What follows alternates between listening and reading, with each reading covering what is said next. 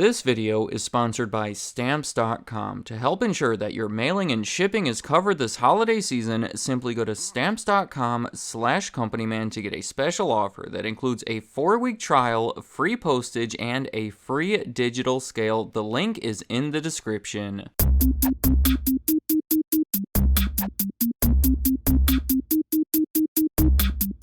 Snapchat is a popular social media app that famously gives people the ability to share photos and messages that can only be accessed for a short period of time before they disappear. It sounds simple enough, but has proven to be an extremely clever multi-billion-dollar idea. I think most would consider it to be one of the biggest technology success stories. It was started in 2011 by 3 college students. Within 2 years, it was worth over $1 billion. In 2017, it had an abnormally successful initial public stock offering that valued the company at $24 billion, and in 2021, their market capitalization reached an all-time high that was right around $130 billion. Now, I'm not trying to say that it was a perfect decade for Snapchat. They have always been facing various issues, but turning nothing into $100 billion within that time is impressive. However, the following 2 years were not nearly as impressive, considering they have since lost most of that value. In 2022, as part of a restructuring effort, they announced plans to lay off more than 1,200 employees, which represented about 20% of their workforce. To go along with that, some high-ranking executives over at Snapchat left the company, and in early 2023, they reported a quarterly decline in sales for the first time ever that was followed by another decline in sales the following quarter. Now, I'm also not trying to say that Snapchat is becoming irrelevant or falling apart. In fact, the app is being used by something like 400 million people every day, which is actually higher than ever before. It has been growing pretty consistently from the beginning. Clearly, there's been a lot happening here, so in this video, I want to try to make sense of all of it as I talk about the rise and potential fall of Snapchat. For my first reason behind their success, I'm going to start at the beginning with the founders of Snapchat, mainly Evan Spiegel, who has led the company as CEO the entire time and at age 25 became one of the world's youngest billionaires. Though I should point out that, not surprisingly, his net worth has fallen considerably since 2021. The details surrounding the origin of the company are a bit messy, they're disputed and not entirely clear, but from what I can gather, Evan Spiegel was a student at Stanford University who worked with another student named Reggie Brown to develop an idea for a photo disappearing application. They brought on a computer science major named Bobby Murphy who had the programming knowledge to turn it into a reality, and collectively, they launched the app under the name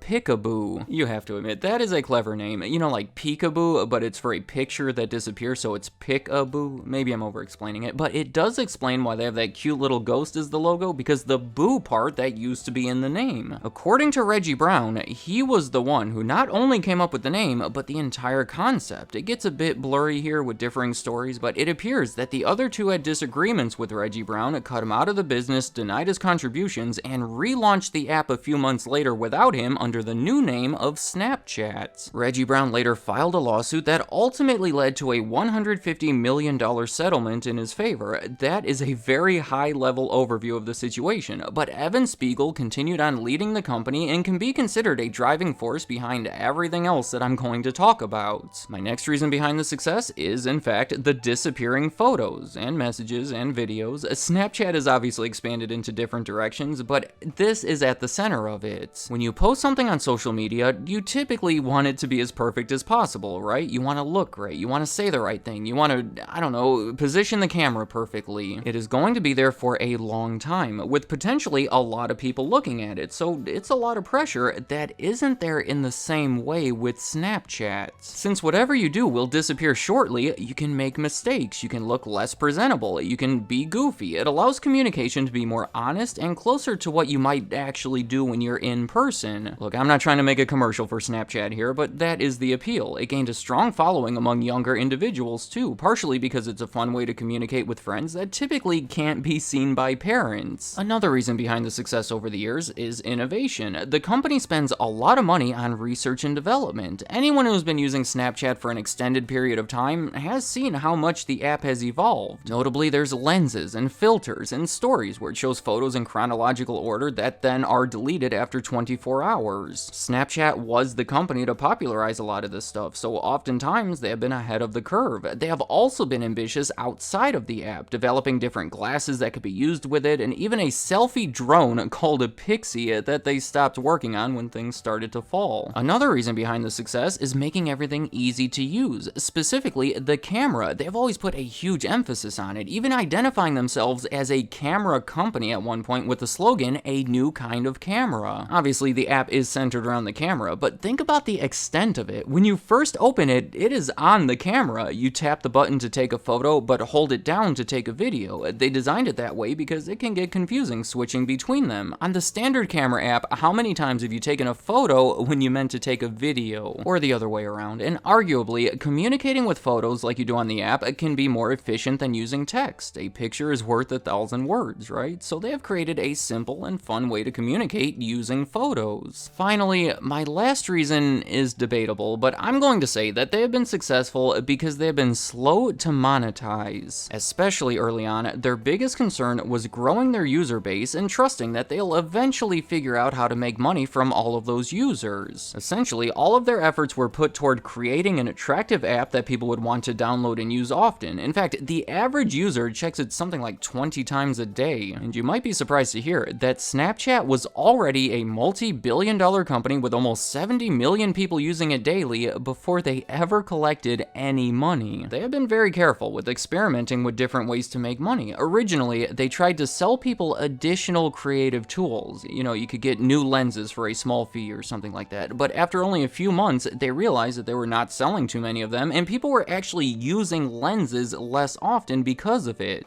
That's when they shifted toward the more successful sponsored creative tools, where the revenue comes from various companies instead of the users. They also started showing ads within stories. The first one, oddly enough, being for the horror movie Ouija in October of 2014. Then, early the following year, they started their Discover section that displays ads. As of today, they have slowly built their advertising revenue to $4 billion each year, which sadly needs to be way higher. Evan Spiegel himself has admitted we are still far from achieving the revenue growth to which we aspire. It is a perfect transition for me to start talking about the potential struggles facing Snapchat, because even though being slow to monetize has been an effective strategy for them in the past, things have been going really slow, and eventually they have to figure out how to bring in more money, and believe me, they have been working on it. The core of the issue is the fact that, unlike most social media, Snapchat is commonly used for people to message other people that they already know, rather than promoting new creators or influencers that aren't in your personal life. Does that make sense? It goes back to the way it was built, and it is very hard to make money from online advertising when your main business is personal messages. In 2021, things became even more complicated when Apple changed their privacy policy in a way that made it harder for Snapchat to track how well certain ads were doing, so that made it harder to target ads to certain users. It made the system less efficient, and then just economic factors like inflation motivated many companies to spend less money on advertising, which specifically hurt Snapchat because they are comparatively smaller. What I mean here is that when there's less money to spend, companies are more likely to use it on bigger, more proven platforms like YouTube or TikTok or Instagram. And let me talk about Instagram for a second here, because they have always been Snapchat's biggest rival. In 2012, you may already know that Facebook bought Instagram for $1 billion, but what you may not know is the following year, they attempted to buy Snapchat for triple that amount. $3 billion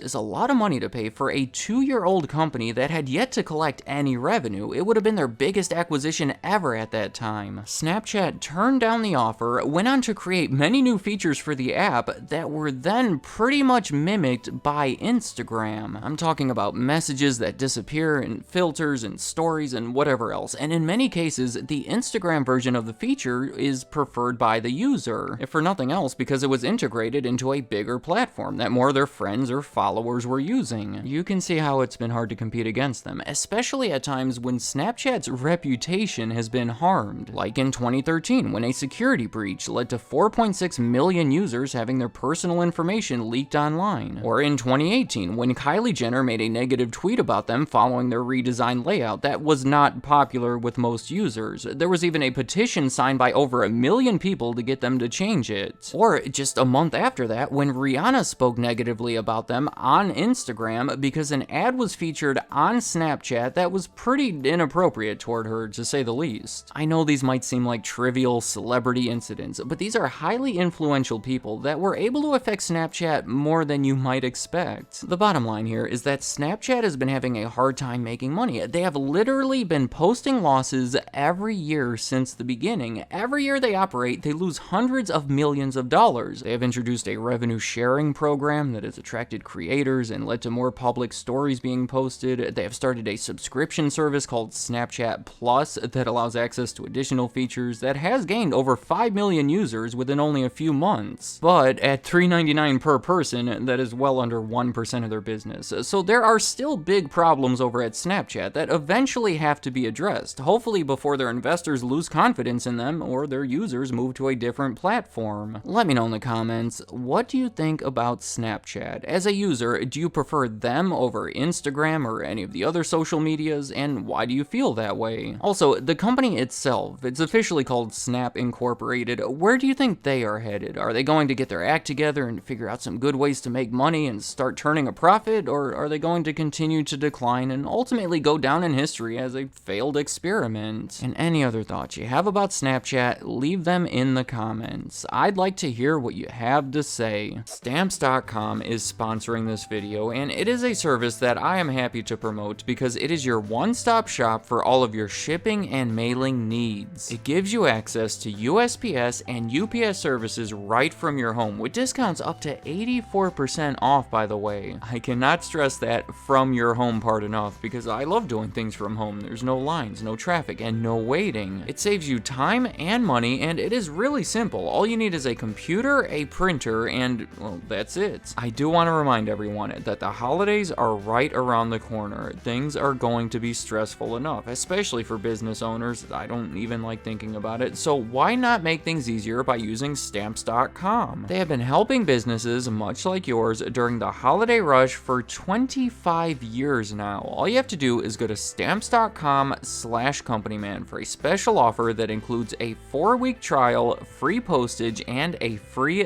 digital scale. The link is in the description. Before I go, I just want to share that the name of this ghost is Ghostface Chilla. Alright, that's it. Just wanted to put that out there. Thank you for watching.